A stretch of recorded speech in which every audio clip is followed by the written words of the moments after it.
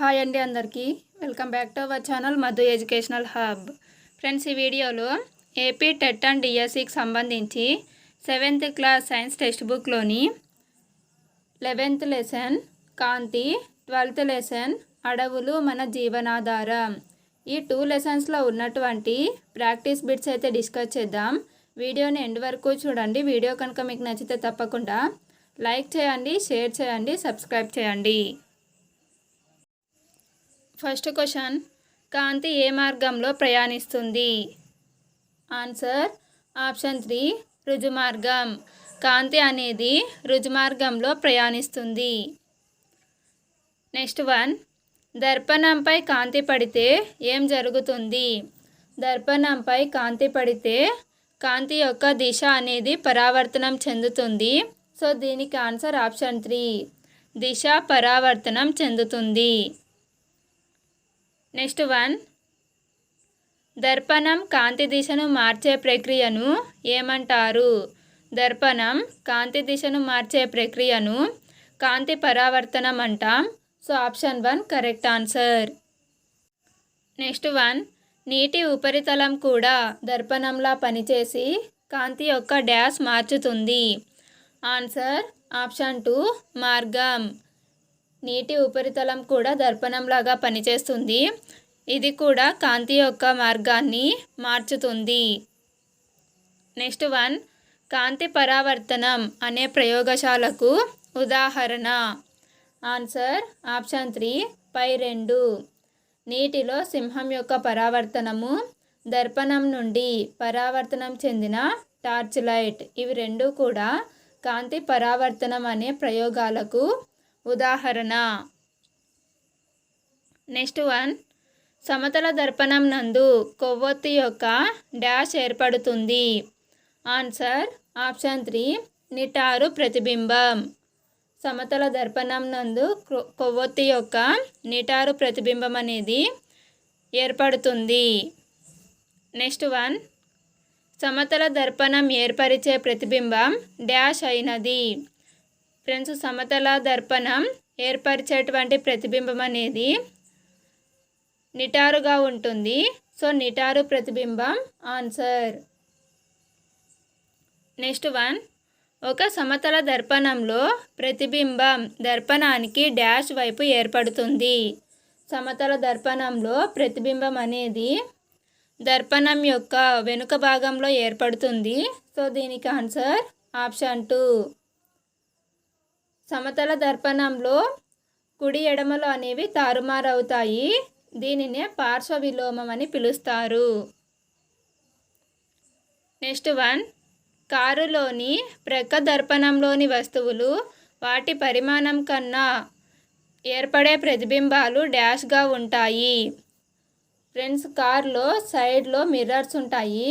ఇందులో వస్తువుల యొక్క పరిమాణము కన్నా ప్రతిబింబాలు అనేవి చిన్నవిగా ఉంటాయి. సో దీనికి ఆన్సర్ ఆప్షన్ 2 వస్తువులో వాటి పరిమాణం కన్నా ఏర్పడేటువంటి ప్రతిబింబాలు అనేవి చిన్నవిగా ఉంటాయి. నెక్స్ట్ వన్, వక్రతల దర్పణాలకు సర్వసాధారణంగా డాష్ ద్వారా ఉదహరించవచ్చు. ఆన్సర్ ఆప్షన్ 1 గోళాకార దర్పణం. నెక్స్ట్ వన్, పుటాకార మరియు కుంభాకార దర్పణాలను డాష్ దర్పణాలు అంటారు. ఆన్సర్ ఆప్షన్ 1 గోళాకార దర్పణాలు. ఈ గోళాకార దర్పణాలే పుటాకార మరియు కుంభాకార దర్పణాలు.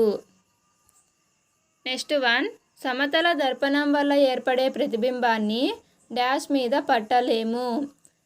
సమతల దర్పణం వల్ల ఏర్పడేటువంటి ప్రతిబింబాన్ని మనం తెర మీద పట్టలేము. సో దీనికి ఆన్సరు ఆప్షన్ 2. నెక్స్ట్ వన్, సూర్యుని ప్రతిబింబాన్ని డాష్ మీద పడినప్పుడు పట్టవచ్చు. ఆన్సర్ ఆప్షన్ 3 తెర మీద లేదా గోడ మీద మనం సూర్యుని ప్రతిబింబాన్ని పట్టవచ్చు, చూడవచ్చు. డైరెక్ట్గా మనం సూర్యుని ప్రతిబింబాన్ని చూడలేము. నెక్స్ట్ వన్, ప్రకాశవంతమైన చుక్క వాస్తవానికి డాష్ యొక్క ప్రతిబింబం. ప్రకాశవంతమైనటువంటి చుక్క అనేది నిజానికి సూర్యుని యొక్క ప్రతిబింబం. సో దీనికి ఆన్సరు ఆప్షన్ 2. నెక్స్ట్ వన్, తెరపై పట్టగలిగే ప్రతిబింబాన్ని డాష్ ప్రతిబింబం అని అంటారు. తెరపై పట్టగలిగేటువంటి ప్రతిబింబాన్ని ఆప్షన్ 1 నిజ ప్రతిబింబం అని అంటారు. తెరపై పట్టలేని ప్రతిబింబాన్ని మిథ్యా ప్రతిబింబం అని అంటారు. నెక్స్ట్ వన్, పుటాకార దర్పణాన్ని ఈ క్రింది వారిలో ఏ వైద్యులు ఉపయోగిస్తారు? ఆన్సర్ ఆప్షన్ 4 పైవన్నీ. కన్ను, ముక్కు, చెవికి సంబంధించినటువంటి వైద్యులు పుటాకార దర్పణాన్ని ఉపయోగిస్తారు. నెక్స్ట్ వన్, పుటాకార దర్పణం డాష్ వైద్యులు కూడా ఉపయోగిస్తారు. ఆన్సర్ ఆప్షన్ 3 దంత వైద్యులు, ముక్కు వైద్యులు. ఈ పుటాకార దర్పణంలో ప్రతిబింబం అనేది పెద్దదిగా కనిపిస్తుంది. సో అందుకనే వైద్యులు ఈ దర్పణాలను ఉపయోగిస్తారు. నెక్స్ట్ వన్, సూర్యుని యొక్క తెల్లని కాంతి ఎన్ని రంగుల మిశ్రమం? సూర్యుని యొక్క తెల్లని కాంతి అనేది 7 రంగుల మిశ్రమము. సో దీనికి answer option 2. Next one, review మిర్రర్గా డాష్ దర్పణం ఉపయోగిస్తారు. రివ్యూ మిర్రర్గా డాష్ దర్పణాన్ని ఉపయోగిస్తారు అంటే ఆప్షన్ 1 కుంభాకార దర్పణం. నెక్స్ట్ వన్, కుంభాకార దర్పణాలు విస్తరించిన వస్తువుల ప్రతిబింబాలను డాష్ ఏర్పరచగలవు. ఆన్సర్ ఆప్షన్ 1 చిన్నవిగా. కుంభాకార దర్పణాలు అనేవి వస్తువులు వెడల్పుగా ఉన్నప్పటికీ వాటి ప్రతిబింబాలను చిన్నవిగా చూయిస్తాయి. నెక్స్ట్ వన్, సమతల దర్పణం వల్ల ఏర్పడే ప్రతిబింబాన్ని తెరపై పట్టలేము. అటువంటి ప్రతిబింబాన్ని ఏమంటారు? ఆన్సర్ ఆప్షన్ 1 మిథ్యా ప్రతిబింబం. ఫ్రెండ్స్, సమతల దర్పణం అనేది నిటారు అయినటువంటి ప్రతిబింబాన్ని ఏర్పరుస్తుంది. ఇది మిథ్యా ప్రతిబింబం. నెక్స్ట్ వన్, తెరపై పట్టే ప్రతిబింబం ఏది? ఆన్సర్ ఆప్షన్ 3 నిజ ప్రతిబింబం. నెక్స్ట్ వన్, కాంతి కిరణాలను కేంద్రీకరించే కటకం ఏది? కాంతి కిరణాలను కేంద్రీకరించేటువంటి కటకం ఆప్షన్ 1 పుటాకార కటకం. నెక్స్ట్ క్వశ్చన్, పుటాకార దర్పణాల వల్ల ఏర్పడే ప్రతిబింబం ఈ క్రింది వాటిలో ఏది? Answer option 3 1 and 2. పుటాకార దర్పణాల వల్ల ఏర్పడే ప్రతిబింబము మిథ్యా ప్రతిబింబం మరియు నిజ ప్రతిబింబం అవ్వచ్చు. నెక్స్ట్ వన్, పుటాకార దర్పణం వల్ల ఏర్పడే ప్రతిబింబం ఎల్లప్పుడూ ఆన్సర్ 1 and 2 నిజ మరియు మిథ్యా ప్రతిబింబం. నెక్స్ట్ వన్, ఏవైతే మధ్యలో మందంగా ఉండి అంచుల వద్ద పలుచగా ఉన్నాయో వాటిని డాష్ అంటారు. ఆన్సర్ ఆప్షన్ 1 కుంభాకార కటకాలు. పుటాకార కటకాలు అనేవి మధ్యలో పలుచగాను అంచులు మందంగాను ఉంటాయి. నెక్స్ట్ వన్, కుంభాకార కటకంను డాష్ కటకం అని కూడా అంటారు. ఆన్సర్ ఆప్షన్ 1 కేంద్రీకరణ కటకం. కుంభాకార కటకాన్ని కేంద్రీకరణ కటకం అంటారు. పుటాకార కటకాన్ని వికేంద్రీకరణ కటకం అని పిలుస్తారు. నెక్స్ట్ వన్, కుంభాకార కటకానికి వస్తువులు దగ్గరగా ఉంచినప్పుడు ఏర్పడే ప్రతిబింబం ఆన్సర్ ఆప్షన్ 4 పైవన్నీ. నిటారు ప్రతిబింబం, మిథ్యా ప్రతిబింబం, వృద్ధీకరణ ప్రతిబింబం. నెక్స్ట్, అడవులు మన జీవనాధారం. ఫస్ట్ క్వశ్చన్, ప్రకృతికి ఊపిరితిత్తులు వంటివి ఏవి? ప్రకృతికి ఊపిరితిత్తులు వంటివి ఆప్షన్ 3 అడవులు. నెక్స్ట్ వన్, ప్రొఫెసర్ అహ్మద్ విశ్వవిద్యాలయంలో దేనిగా పనిచేసేవారు? ఆన్సర్ ఆప్షన్ 1 శాస్త్రవేత్త. నెక్స్ట్ వన్, దట్టమైన అడవి లోపలి ప్రాంతాల్లో నివసించేవి ఏవి? ఆన్సర్ ఆప్షన్ 4 పైవన్నీ. అడవి లోపలి ప్రాంతాల్లో నివసించేవి అడవి పంది, అడవి దున్న, ముళ్ళపంది. నెక్స్ట్ వన్, కాండం పైన చెట్టు కొనభాగాన్ని ఏమని పిలుస్తారు? కాండం పైన చెట్టు కొనభాగాన్ని ఆప్షన్ 3 శిఖరం, చెట్టు శిఖరం అని పిలుస్తారు. నెక్స్ట్ వన్, మొక్కలు వాటి ఉత్పత్తుల్లో కంప ఏది? ఇక్కడ ఇచ్చినటువంటి మొక్కలలో కంప అనేది ఆప్షన్ 3 సీసం. నెక్స్ట్ వన్, పొడవాటి చెట్ల కొమ్మలు అడవిలోను ఇతర మొక్కలపై పైకప్పుగా ఉండేదాన్ని ఏమని పిలుస్తారు? ఆన్సర్ ఆప్షన్ 1 పందిరి.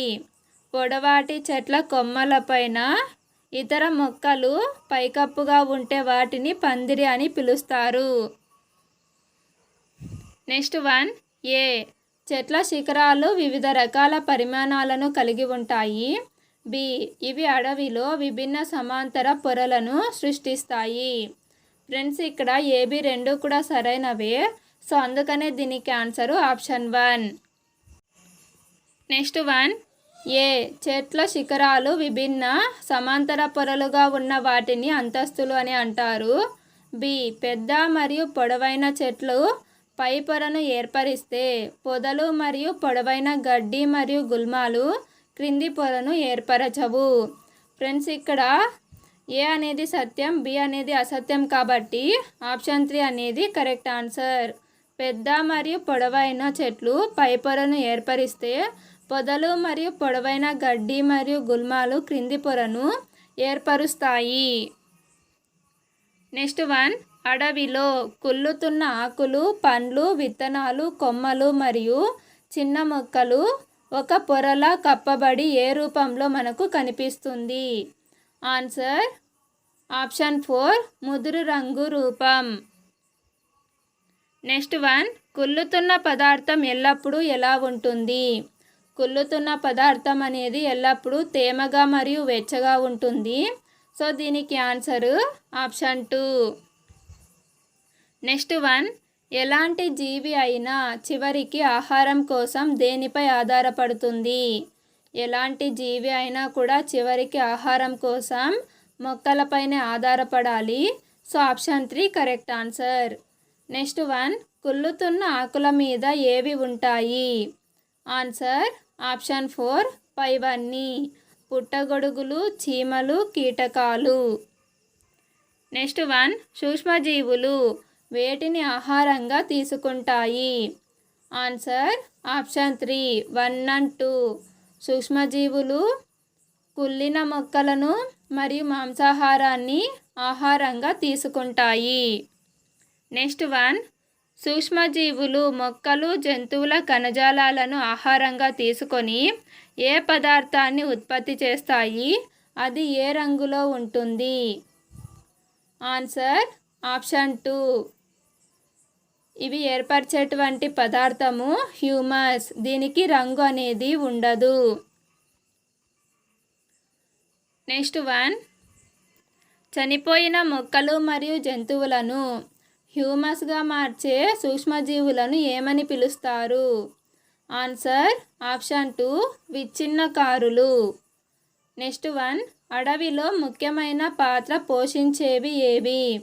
అడవిలో ముఖ్య పాత్ర పోషించేవి ఆప్షన్ 2 పొదలు. నెక్స్ట్ వన్, ఆహార చక్రీయం కానిది ఏది ఈ క్రింది వాటిలో? ఇందులో ఆహార చక్రీయం కానిది ఏవి లేవు కాబట్టి ఆప్షన్ 4 అనేది ఆన్సర్ అవుతుంది. రాబందులు, కీటకాలు, నక్కలు అన్నీ కూడా ఆహార చక్రీయంలో భాగం. నెక్స్ట్ వన్, మొక్కలు దేన్ని పీల్చుకొని వేటిని మనకు ఇస్తాయి? మొక్కలు అనేవి కార్బన్ డైఆక్సైడ్ పీల్చుకొని ఆక్సిజన్ని ఇస్తాయి. సో ఆప్షన్ 1 అనేది correct answer. Next one, carbon డైఆక్సైడ్కు ఆక్సిజన్కు సంకేతం. Carbon dioxide formula CO2, oxygen formula O2. So option 1 correct answer. Next question, ఈ క్రింది వాటిలో అడవుల సమతుల్యతను కాపాడేవి? అడవుల సమతుల్యతను కాపాడేది కార్బన్ డైఆక్సైడ్ మరియు ఆక్సిజన్. సో ఇక్కడ 1 and 3 అని ఉండాలి. దీనికి ఆన్సర్ ఆప్షన్ 4. నెక్స్ట్ వన్, జంతువుల శ్వాసక్రియకు ఆక్సిజన్ను అందించేవి ఏవి? ఆన్సర్ ఆప్షన్ 4 పైవన్నీ. చెట్లు, అడవులు, మొక్కలు. నెక్స్ట్ వన్, బాష్పోత్సేకం అనగా?